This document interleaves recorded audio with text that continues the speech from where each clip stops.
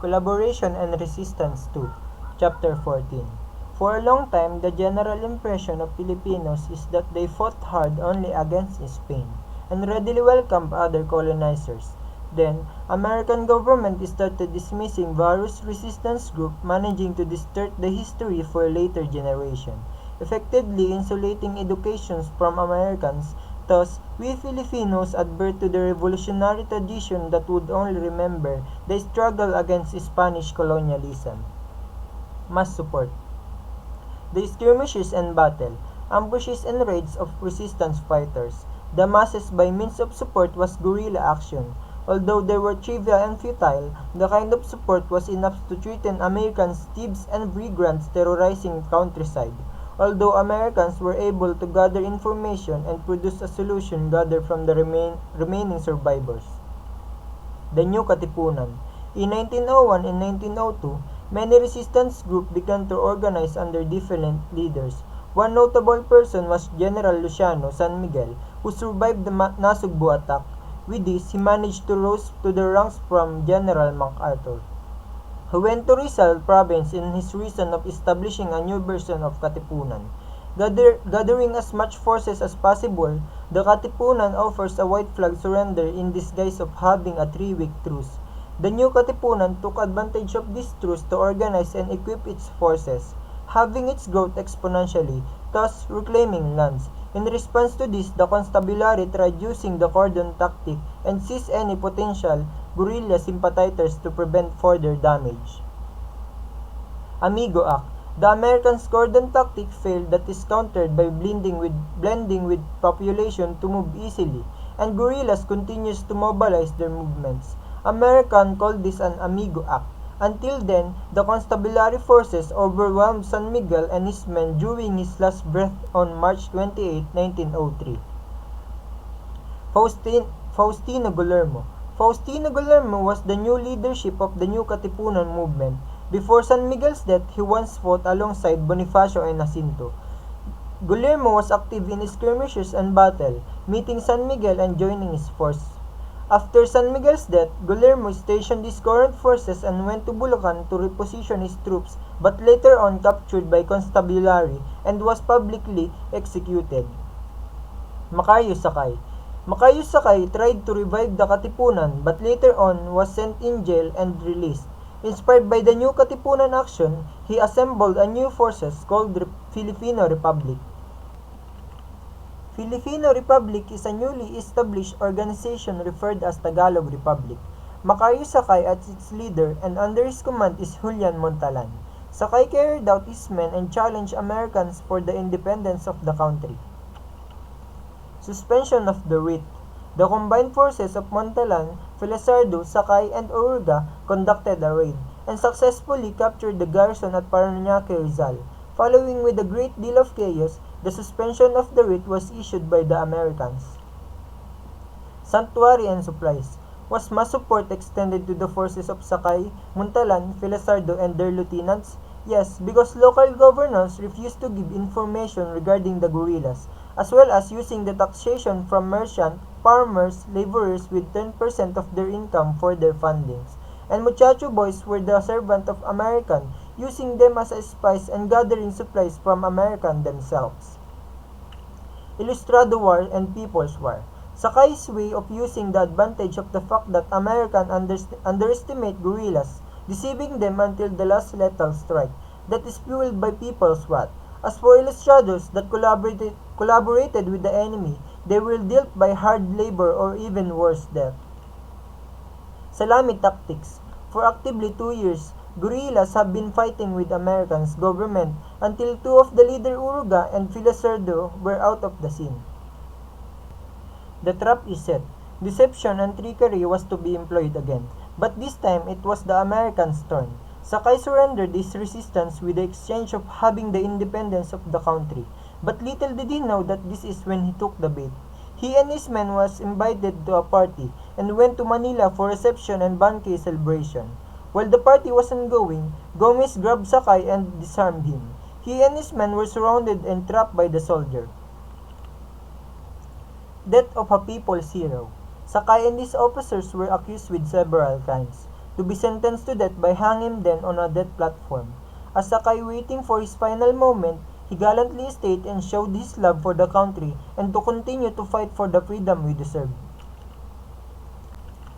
Resistance in Bicol. Two officers, Toledo and Ola, were one of the revolutionary forces in Bicol. They were able to fend off some Americans at their peak, but in March 1903 they were not able to keep up with the increasing numbers, and at September 25, 1903 they surrendered after suffering heavy losses. Resistance in the North. Some movement in the North led by Roman Manalan uses cave and terrain at their advantage, and fought many skirmishes from 1902 until his last breath on January 1903. The similar thing happened to Tumines. He led an uprising in Cagayan as a commission by a secret group in Manila under Ricarte's movement, but later on was captured and sentenced to death to be hung on April 10, 1905. Ricarte movement. Ricarte attempted to revive the revolution and made a rally with old officers.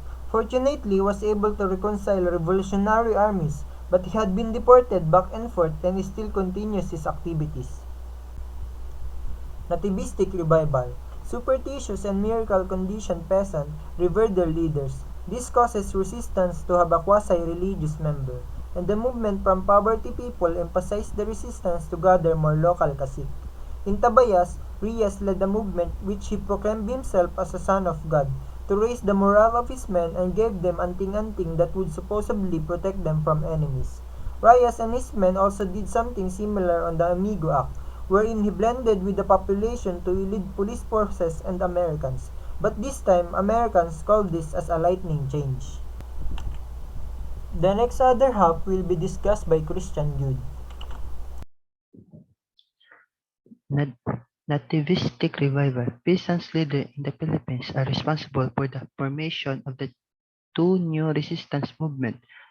Roberto Reyes, who refused to surrender and take the oath of loyalty to the United States, United States led a semi-religious and resistance movement.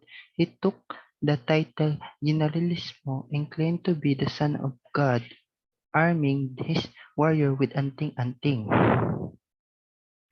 The Magic Box. In Infancia de Rios in 1903, local resistance discovered a box with a word Independencia writing on it. Other resistance residents from San Antonio invited lure him to in their towns, disarming him and his men and handed them to the authorities.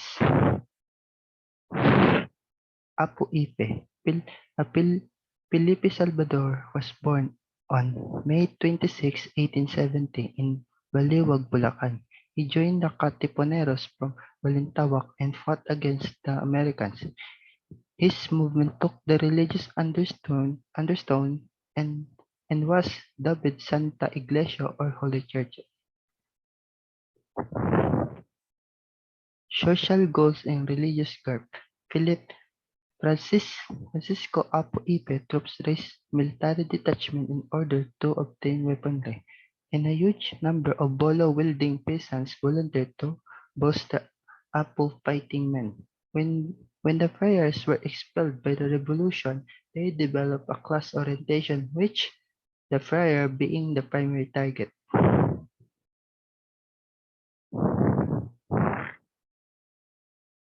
Folk hero. The colonial government was concerned about the people's lack of sympathy as a result of Felipe Salvador's expanding army.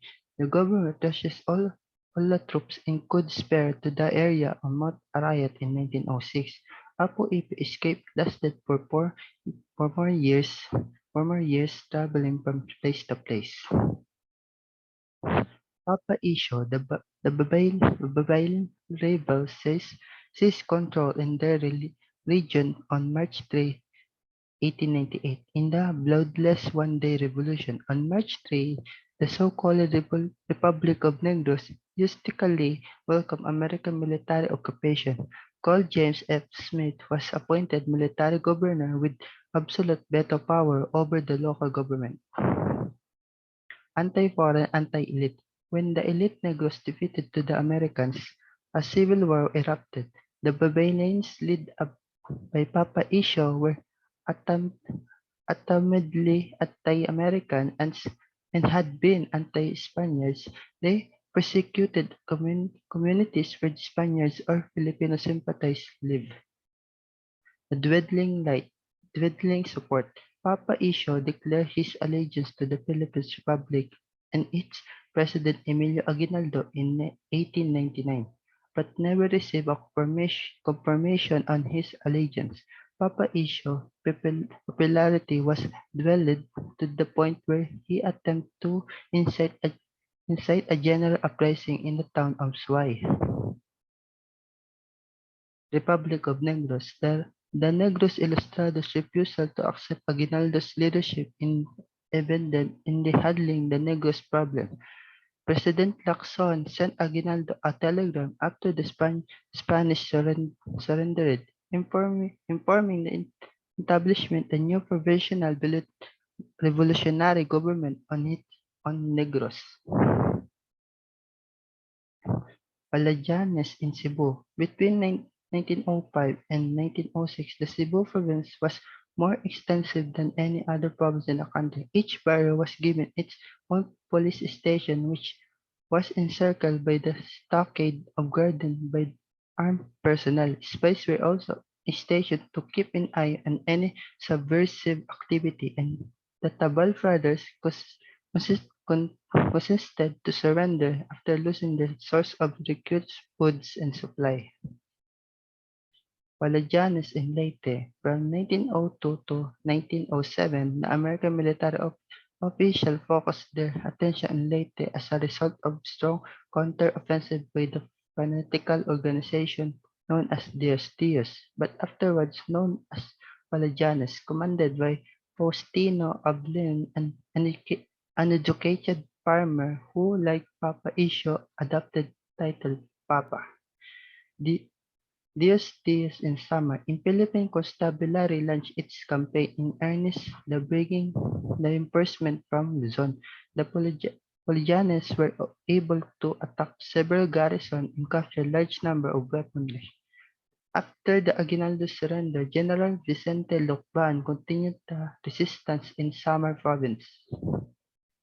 Fighting style. In the town of San Ramon was amidst of Palayan country. When it was attacked by Palayanes 1904, the American decided to send a regular army to garrison in town so that they could deploy men in inland where Palayan stronghold were.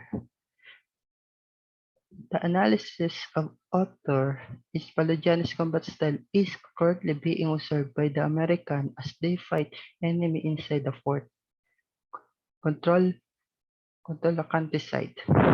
By the October 1911, Isidro Pompac, also known as Utoy, has seized the leadership with the title of Papa, and his band has been roaming from place to place for 4 years, eluded capture until the constabulary detachment eventually tracked them down and execute him. The, the auto analysis of many separate polygyny groups are fragments of the old groups currently fighting on constabulary. Spirit of revolutionary alive. During the first decade of American occupation, fear and instability barely disguised the ongoing resistance of various sections of the country. The masses remaining restless, sensitive, and, um, and any action of reawaken the Katipun's revolutionary spirit in their heart. The author conclusion that during this period of peace, the revolutionary group there desired independence from foreign authorities, and they were also the look of the new outbreaks of violence which reawakened Katipunans. Thank you.